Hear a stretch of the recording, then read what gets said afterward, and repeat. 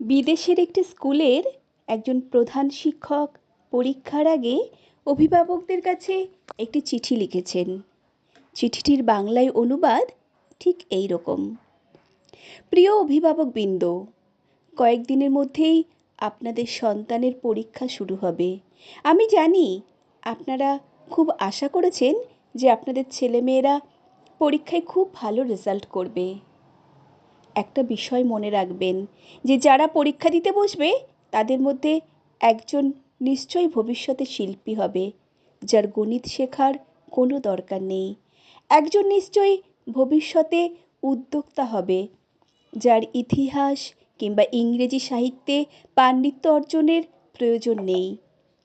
একজন সঙ্গীত শিল্পী হবে, যার কিনা রসায়নে কত নম্বর পেয়েছে তাতে তার ভবিষ্যতে কিছু আসে যায় না। একজন খেলোয়াড় হবে, তার শারীরিক দক্ষতা পদার্থবিজ্ঞানের থেকে বেশি জরুরি। যদি আপনার ছেলে বা মেয়ে পরীক্ষায় খুব ভালো নম্বর পায়, সেটা হবে খুবই চমৎকার। কিন্তু যদি না পায়, তাহলে প্লিজ তাদের নিজেদের উপর বিশ্বাস কিংবা সম্মানটুকু কেড়ে নেবেন না।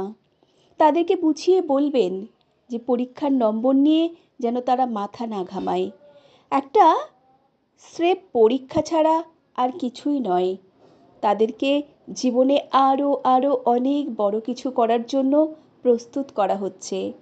মনে রাখবেন, এই পৃথিবীতে কেবল ডাক্তার, ইঞ্জিনিয়ার, পুলিশ, আমলা বা বিচারকরাই একমাত্র সুখী মানুষ নন। একটি পরীক্ষায় কম নম্বর পাওয়া কখনোই তাদের স্বপ্ন কেড়ে নিতে পারে না। প্লিজ এই কাজটি করুন, আমার কথা শুনুন। দেখবেন আপনার সন্তান একদিন পৃথিবীটাকে জয় করবে। অশেষ শুভেচ্ছা, প্রধান শিক্ষক। সংগৃহীত কণ্ঠে আমি সুমিত্রা।